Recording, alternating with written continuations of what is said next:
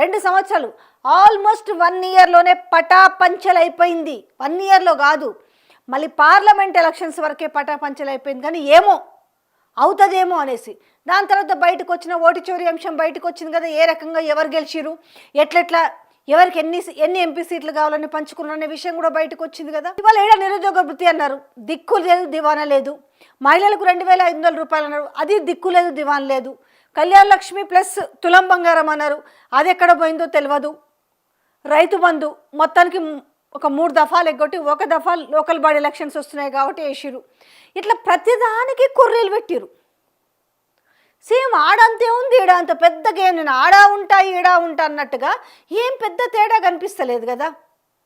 ఇప్పుడు ఈడ ఏదైతే ఫ్రీ బస్సు, రుణమాఫీ, గ్యాస్ సిలిండర్లు, ఇంకా గ్యాస్ సిలిండర్ల గురించి అయితే చెప్పుకొని అవసరం లేదు. ఆడ 300 ఒకటో ఏమిస్తురట. ఈడ సబ్సిడీ అని చెప్పారు.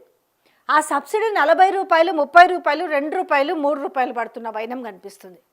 ఇట్లా ప్రతి దాంట్లో కూడా ఒక ఎంత పచ్చి అబద్ధం ఉందనేది తేట తెల్లం అయిపోయింది.